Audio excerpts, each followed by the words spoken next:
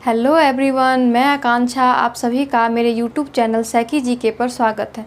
आज मैं आपको महत्वपूर्ण अनुच्छेद कोरिलेशन मेथड से याद कराऊंगी। अगर आपने मेरा पिछला वीडियो नहीं देखा है तो उसे ज़रूर देखें, लिंक डिस्क्रिप्शन में दे दिया गया है। तो चलिए टॉपिक स्टार्ट करते हैं। तो यहाँ पे देखिए, यहाँ पार्ट 7 तक जो है आपका दे दिया गया है, जो है 226 से पहले का जो भी आर्टिकल है वो आपको पार्ट 7 तक का दे दिया है। ये पार्ट 8 होगा। तो आज हम लोग इसे याद करते हैं। ठीक है, तो देखिए आर्टिकल 226 क्या कहता है कि मूल अधिकारों के परिवर्तन के लिए उच्च न्यायालय को लेख जारी करने की शक्ति है। तो हमारा अगर मूल अधिकार में कुछ परिवर्तन अगर होता है तो हम लोग जो है हाई कोर्ट या सुप्रीम कोर्ट दोनों जगह जा सकते हैं। हम लोग का वो मूल अधिकारों का जो है रक्षा, कहते हैं ना, रक्षा जो करते हैं वो कौन करता है? तो सुप्रीम कोर्ट और हाई कोर्ट दोनों करते हैं। तो हम इसे ट्रिक से कैसे याद करेंगे? तो देखिए यहाँ है बाई, क्योंकि बाई के साथ छी हो रहा है, मतलब गलत हो रहा है। तो बाई के साथ अगर गलत होगा तो क्या मतलब बाई का भी जो है मूल अधिकार है जीना, बाई का भी क्या है? मूल अधिकार है जीना। तो मूल अधिकारों में अगर परिवर्तन होता है तो बाई लोग भी क्या कर सकती है? उच्च न्यायालय में, मतलब हाई कोर्ट में जा सकते हैं। तो हाई कोर्ट जो है लेख मतलब रीट जारी करने की शक्ति है। ट्रिक क्या है? बाई के साथ भी अगर गलत होता है, मतलब छी होता है, तो वो उसका मूल अधिकार है, उसका मौलिक अधिकार है कि वो उच्च न्यायालय में जा करके अपना रीट जारी करवा सकती है। ओके, नेक्स्ट आर्टिकल क्या है? नेक्स्ट आर्टिकल है 231। 231 आर्टिकल क्या कहता है कि 2 या 2 से अधिक राज्यों के लिए एक उच्च न्यायालय की स्थापना होगा।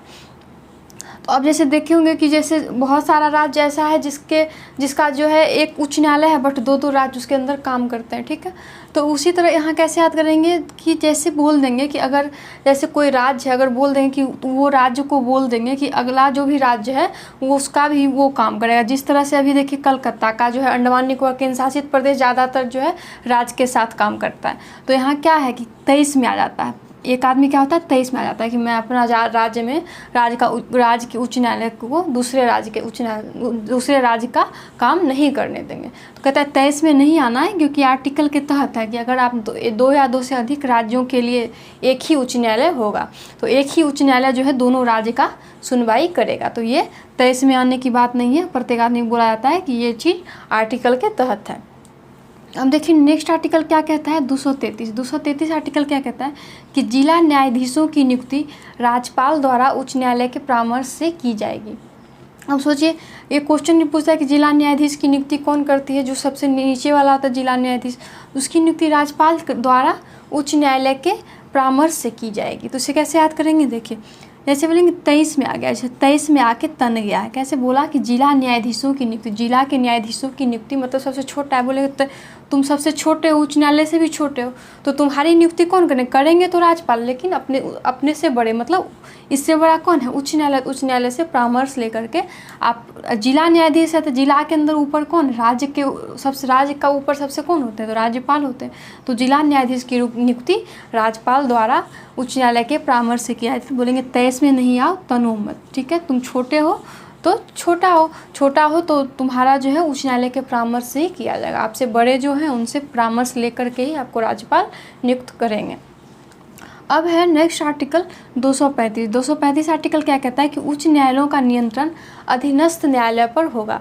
मतलब कहना है कि उच्च न्यायालय जो सुप्रीम कोर्ट है उससे नीचे वाला जितना भी कोर्ट है, न्यायालय है, उसका जो है नियंत्रण कौन करेगा? उच्च न्यायालय।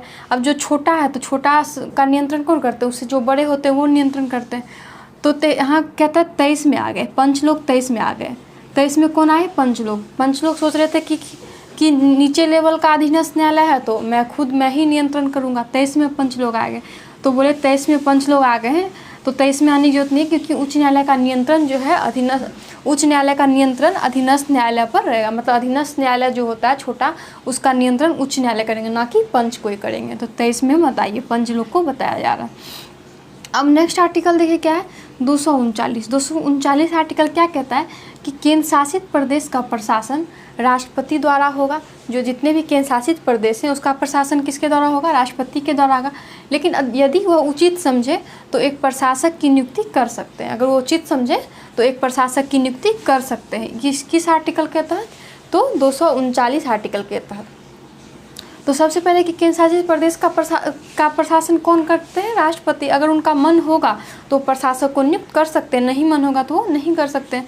तो यहाँ कहेंगे ना कि केंद्र शासित प्रदेश का प्रशासन कौन करेंगे? राष्ट्रपति। राष्ट्रपति करेंगे, राष्ट्रपति। तो बोलेंगे 23 में नहीं आइए, 23 में नहीं आइए, मतलब गुस्सा नहीं होइए, क्योंकि केंद्र शासित प्रदेश जितना भी है, केंद्र शासित प्रदेश भी बोलता है कि राज्य के लिए तो अलग अलग राज्यपाल बनाया जाता है, बट केंद्र शासित प्रदेश के लिए हमारे लिए भी एक अलग राज्यपाल होना चाहिए, तो इसका प्रशासन राष्ट्रपति क्यों करेंगे? तो बोलेंगे 23 में नहीं आए, ये आर्टिकल के तहत है, ठीक है, कानून के तहत है, तो आप 23 में आने की जरूरत नहीं है, क्योंकि केंद्र शासित प्रदेश का प्रशासन राष्ट्रपति द्वारा होता है।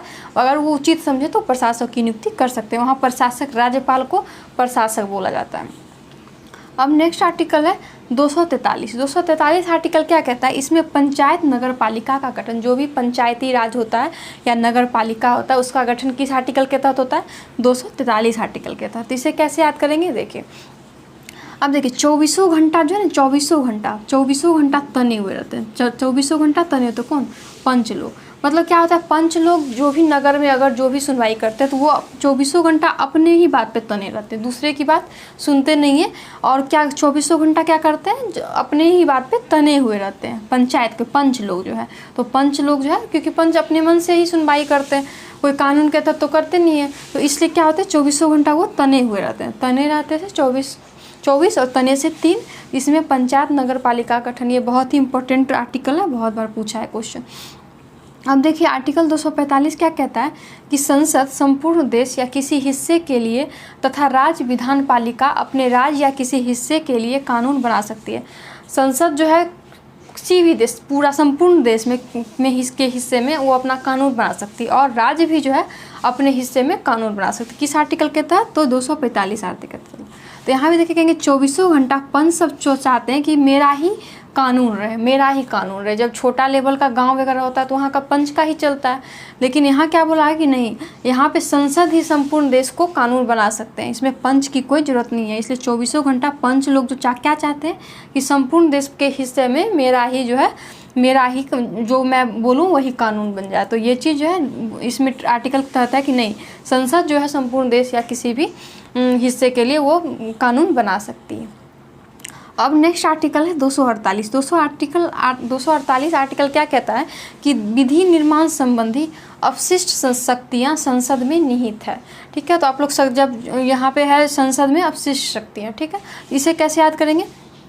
अब देखिए जैसे कहते हैं ना कि विधि, कोई निर्माण, जैसे कोई घर का निर्माण करता है या कोई जो है बहुत आदमी जो है बहुत सारा चीज़ का निर्माण करता है, कोई पेड़ पौधा लगाता है, तो इसे कहता है 24 घंटा वो 8 से 24 घंटा, मतलब दिन में 24 घंटा का जो दिन रात होता है उसमें क्या होता है? विधि, मतलब विधि निर्माण, मतलब वो किसी न किसी काम को करते ही रहते हैं, मतलब 24 घंटा वो हार्ट से निर्माण करते रहते हैं, ठीक है। वो अपशिष्ट चीज़ को हटा करके अपने आप को विधि का मतलब अच्छे से निर्माण करते हैं, 24 घंटा अपने हार्ट से निर्माण करते हैं। तो निर्माण से हो जाएगा विधि निर्माण संबंधी अवशिष्ट शक्तियाँ संसद में निहित है। किस आर्टिकल के तहत?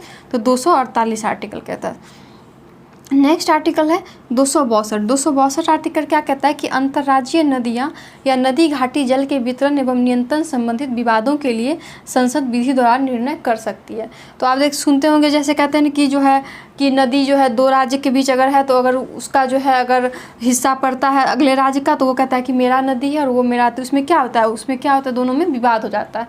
दो राज्य में अगर विवाद हो जाए कि नदी के कारण, तो कौन इसका जो है विधि बनाएगी? तो ये संसद विधि बनाती है। तो इसे कैसे ट्रिक से याद करेंगे?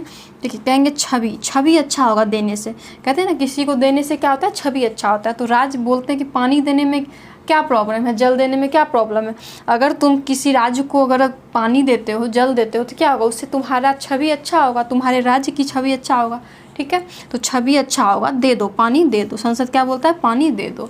तो दोनों राज्य के अंतर्राज्यीय नदियों या नदी घाटी जल के वितरण एवं नियंत्रण से संबंधित विवादों के लिए संसद विधि द्वारा निर्णय कर सकती है। तो ये संसद करती है।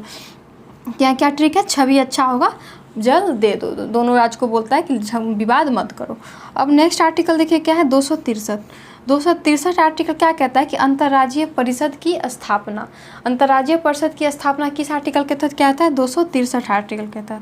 तो इसे कैसे याद करेंगे? जैसे कोई अगर बोल दे कि इस राज्य में परी के साथ अंतर हो रहा है, इस राज्य में जैसे कोई राज्य है वहाँ बोलेंगे कि अंतर होता है, मतलब लड़का और लड़की में अंतर होता है, मतलब लड़की को परी मानते हैं, परी को जो है इस राज्य में है, लड़की और लड़का में अंतर हो रहा है। तो अंतर हो रहा है, परी के साथ अंतर हो रहा है, तो क्या होगा, उससे क्या होगा, राज्य का छवि क्या होगा, गंदा होगा कि यहाँ पे है लड़का लड़की में अंतर किया जा रहा है, उस राज्य में अंतर कर रहा है, तो क्या हो रहा है, छवि क्या होगा, उससे खराब होगा राज्य का। और क्या होगा, राज्य फिर राज्य के मुख्यमंत्री वगैरह क्या होंगे, तन जाएंगे कि मेरे राज्य का छवि क्या कर रहा है, गंदा कर रहा है। तो अंतर्राज्यीय परिषद की स्थापना कौन से आर्टिकल के तहत आता है, 263 आर्टिकल के तहत।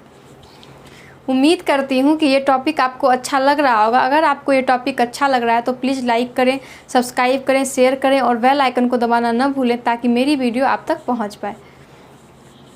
अब नेक्स्ट आर्टिकल देखिए क्या है, अंतर्राज्यीय परिषद की स्थापना के बाद क्या है, आर्टिकल 266। आर्टिकल 266 क्या कहता है कि भारत और राज्यों की संचित निधियां और लोक लेखा। तो अब सोचिए कि भारत और राज्यों की संचित निधि जो होता है उसकी लोक लेखा करने के लिए आर्टिकल किसके तहत है, 266 के अंदर। तो आप सोचिए कि यहाँ संचित निधि है, संचित निधि से कहते हैं ना कि पैसे जो है किसको संचित निधि से दिया जाता है, राज सूची, संघ सूची, तो उस तरह से संचित निधि, यहाँ पैसे से रिलेटेड बात है। तो कैसे करेंगे, जैसे कहेंगे उस राज्य का, भारत बोल रहा है कि उस राज्य की संचित निधि जो है पर मतलब कि लोगों को लेखा जोखा लेना पड़ेगा। क्यों, क्योंकि उसका छवि छी है, मतलब छवि क्या है, गंदा है। अगर किसी आदमी का छवि गंदा होता है, मतलब पैसा लेता है और देता नहीं है, तो क्या होता है, उसको उस पर लेखा जोखा करते हैं कि जो कहाँ पैसा खर्च कर रहा है।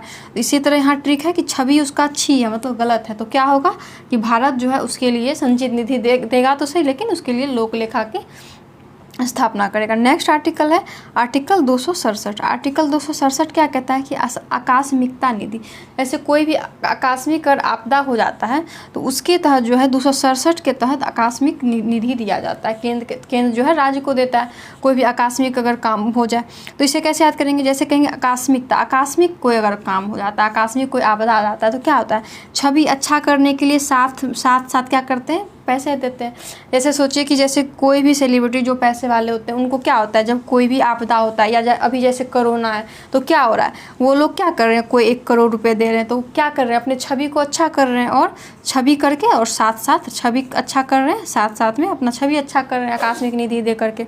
तो 267 आर्टिकल क्या कहता है, आकस्मिकता निधि। अब नेक्स्ट आर्टिकल है 275। 275 आर्टिकल क्या कहता है कि केंद्र तथा राज्यों को सहायक अनुदान देने का प्रावधान, मतलब केंद्र जो है राज्यों को सहायक अनुदान दे, उसकी आर्टिकल कहता है 275। तो बोलेंगे जैसे कि केंद्र वाले को बोलेंगे कि राज्यों को आप सहायक अनुदान दीजिए, उसको सताइए मत। पंच लोग क्या बोल रहा है कि आप जो है केंद्र वाले जो है राज्यों को सहायक निधि दीजिए, तभी तो वो काम करेंगे, तो आप जो है उनको सताइए मत। पंच लोग क्या बोल रहे हैं, उसको सताइए नहीं। तो 27 और 5 तो मतलब 275 आर्टिकल क्या कहता है कि केंद्र तथा राज्यों को सहायक अनुदान देने का प्रावधान है। अब देखिए आर्टिकल 280 बहुत इंपॉर्टेंट है कि 280 आर्टिकल क्या कहता है कि वित्त आयोग की स्थापना। वित्त आयोग की स्थापना किस आर्टिकल के तहत आता है, 280। इसे कैसे याद करेंगे, देखिए जैसे कहेंगे वित्त, जैसे कहते हैं वो देगा, दो मुझे आस है तुम दोगे। जैसे किसी को पैसे की ज़रूरत होती है, वित्त मतलब पैसे की ज़रूरत है, तो क्या होता है, उसको आस होता है कि वो दे देगा, मतलब कहेगा तुम दो, मुझे आस है कि तुम वित्त आके दोगे, आयो मतलब आके दोगे, मतलब मुझे दो, तुम पे हमें आस है कि तुम ही मुझे वित्त मतलब पैसे दे सकते हो। तो वित्त आयोग की स्थापना किस आर्टिकल के तहत आता है, 280 आर्टिकल के तहत। अब देखिए नेक्स्ट आर्टिकल क्या है, 300 का ए आर्टिकल क्या कहता है कि राज्य किसी भी व्यक्ति को उसकी संपत्ति से वंचित नहीं करेगा। तो ये जो आर्टिकल था पहले क्या था, वो मौलिक अधिकार था कि जो है ये कि राज्य किसी भी व्यक्ति को उसकी संपत्ति से वंचित नहीं करता है, तो वो मौलिक अधिकार के अंतर्गत आता। बट उसे मौलिक अधिकार से हटा करके इसे कानूनी अधिकार में बना दिया। तो अब क्या हो गया कि ये 300 के ए में आ गया है, मौलिक अधिकार से हट के अब ये कानूनी अधिकार बन गया, और किसके अंतर्गत आ गया, 300 का ए। इसे कैसे ट्रिक से याद करेंगे कि राज्य किसी भी व्यक्ति को उसकी संपत्ति से वंचित नहीं करेगा। अब सोचिए कि कोई 3 दिन से सोया हुआ है, कोई ए पर्सन है वो 3 दिन से सोया, 300 तो 3 दिन से सोया हुआ है, इसका मतलब क्या है, उसकी संपत्ति है, अपनी संपत्ति पे सोया हुआ है, 3 दिन से वो सोता है, वहीं पे लगातार सोता है, इसका मतलब क्या है, वो आदमी का ही संपत्ति है, तो उस संपत्ति से राज्य उसको वंचित नहीं करेगा। अब क्वेश्चन ये भी पूछता है कि किसी भी व्यक्ति को संपत्ति से वंचित नहीं करेगा, तो वो किसके तहत आता है, वो मौलिक अधिकार अब नहीं होता, वो अब कानूनी अधिकार है। कानूनी अधिकार है कि राज्य किसी भी व्यक्ति को उसकी संपत्ति से वंचित नहीं कर सकता है। उम्मीद करती हूँ कि ये टॉपिक आपको याद हो गया होगा। आपको ये वीडियो कैसा लगा प्लीज़ कमेंट करके ज़रूर बताइए। Thank you.